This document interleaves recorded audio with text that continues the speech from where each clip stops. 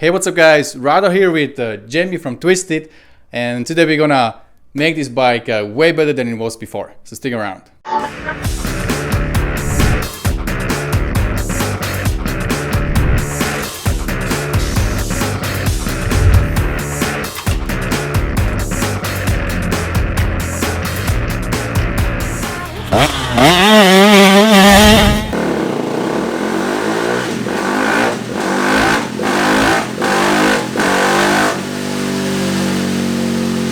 You guys know we say Jamie Twisted many times on the videos, myself and Jay as well. So this is the Jamie. You can finally see him. I keep talking about him all the time. So finally we could come down here to Twisted Development, and we're gonna have a bunch of questions for Jamie. So let's start with, can you tell us a little bit background about Twisted and what is your background in the industry?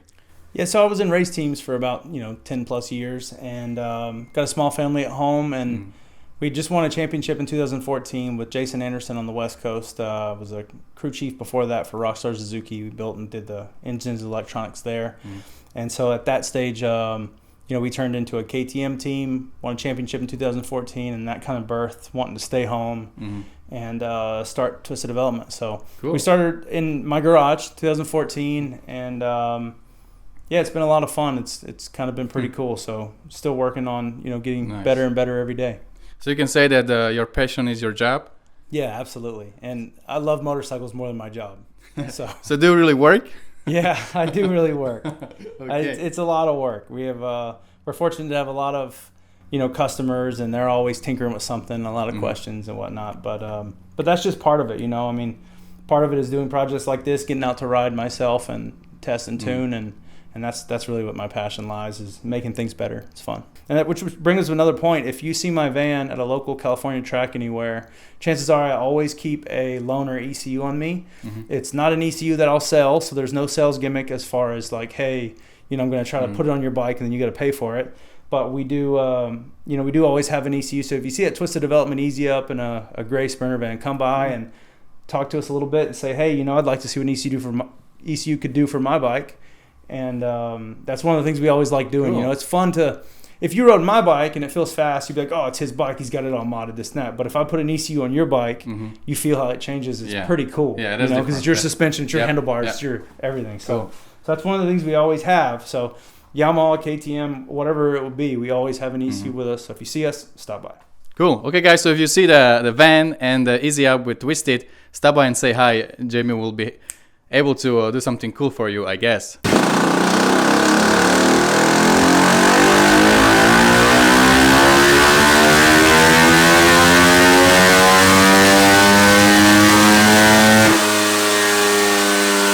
With the standard ECU, you can only get to so many throttle positions. You can only do so much. You have to pick your most useful window to edit.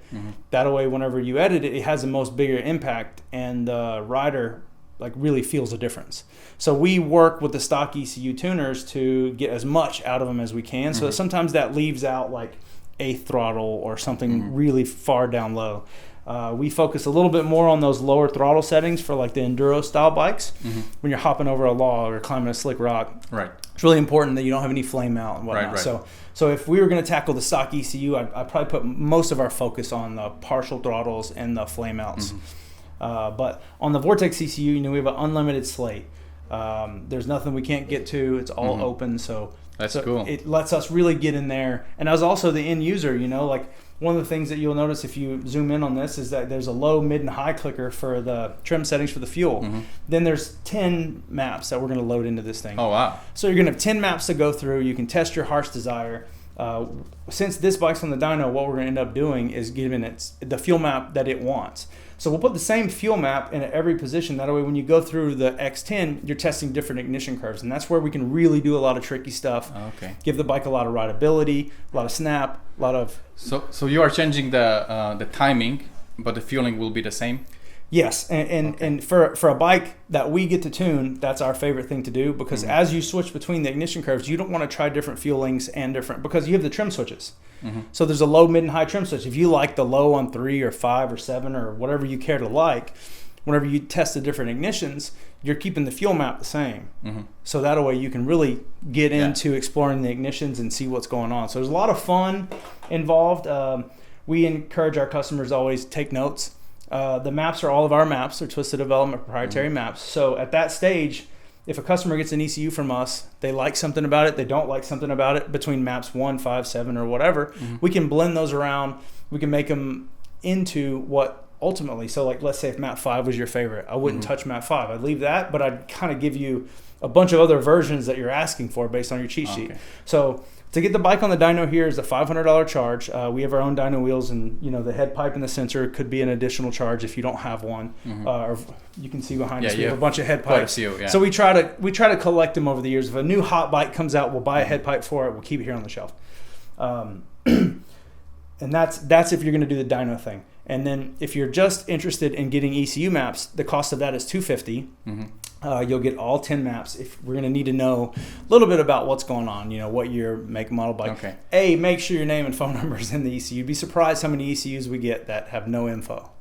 So put your name and phone number at a minimum. Go to our website. There's under products and ignition. There's a really cool process how we get the mapping, which you're going to see here today on this video. And you sell the maps for stock ECUs and for Vortex as well? Correct. So like I said, with those stock ECUs, we really try as hard as we can to fix the issues because we can't get to everything. But we try to make the value as big as possible. If you compare stock ECU and Vortex ECU, how much you can tune Vortex compared to stock? What would you say? Is it like? So if you think of an Excel spreadsheet and the window is this big, right? That's your stock ECU. It's a very small window. And the Excel spreadsheet for the Vortex is however big you want it to be. So it's way bigger. The clarity is a lot more. I don't have to focus on one specific area that I know is problematic. So we take a lot of customer feedback with the stock ECU and its problems, if it's flaming out or whatever. And that's what we try to focus the most. And then we give it everything else we can. All right, so what exactly are we going to do to this bike today? So the way the process works is we get the bike on the dyno. You can see we have an O2 sensor in the head pipe here. So we're able to measure the amount of fuel and exhaust that's coming through this thing. So then we connect the bike to the dyno itself so it knows the RPM coming out. There's a weighted drum for the dyno wheel. As fast as it rotates, it calculates a graph. So we'll use that graph as well as watching the AFR, the air fuel ratio gauge. And then we're going to tune this thing at every different throttle position. This is just kind of a stop. It's homemade. We just made it on the fly. But we can run it up to the brake lever here. It just gives us a fixed steady state tune that makes it really nice for knowing what throttle position you're in and making sure you're kind of tuning that gauge. Okay, cool. So we're going to set the fuel and then we're going to play with different ignitions? Yeah. So we always work on the fuel and ignition. This bike we've done quite a bit often it's really close to the SXF line. So we have some really good ignition curves. So we'll probably baseline off of that and then develop, because we haven't actually dynoed this bike, we'll go through and run them all, find out where it's working, see where it wants to live. And then the cool thing is I'm going to give you 9 other options versus what I see already works really well. That's so cool. Dallas will go crazy clicking 10 times and picking the best map. All right, let's get busy. All right.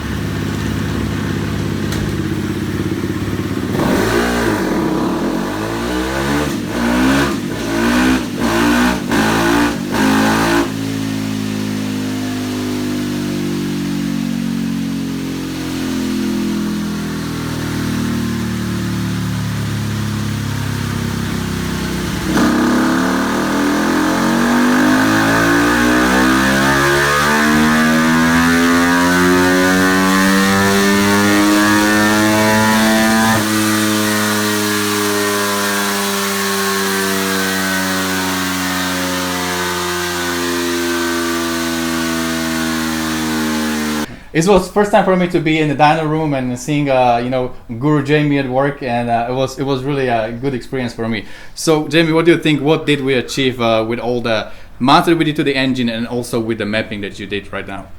Well, this FE is going to come with a 6-speed tranny, so it's a real wide ratio tranny. I think that you only saw a part of it. We're going to go in and finish the rest of the tune now, but we got wide open throttle working really well, and that's just such a small stage of what we do. Like you're never really wide open that often. Right. So the partial throttle stuff is going to take a lot longer. So when you guys will be gone, we'll still be working, but we're going to get that thing going. And really excited about this build. Did some cool colorways, and I think the people are really going to love seeing a little bit different. This is kind of one of the first Husqvarnas, right? Yeah, it's the first year, 2014. Yeah. Yeah, so this will be a pretty cool bike, and maybe timeless. As the Switch is now. Dallas had 245 hours on the bike. He has it for like 5 years. He's been racing it. He just loves the bike, so I think it's good to give it a new life. Yeah, no, this thing's got a brand new life. In a lot of ways, it's a lot better than new. So cool. It's gonna be pretty cool. Hopefully, do another 300. So is it safe to say that we're gonna have so much blast on it? I think you're gonna say you're gonna have to have so much blast, or we're gonna have to tear this thing down and start over again. All right, my friends. Well, that's about it for today. Jamie has a little more work on the bike to do all other different throttle openings, but we wanted to share with you a little bit what he does here, and man, I cannot wait to ride this bike. All right, that's about it for today. Jamie, thanks a lot for having us over. Yeah. And you guys don't forget, whatever you do, stay motivated. See you later.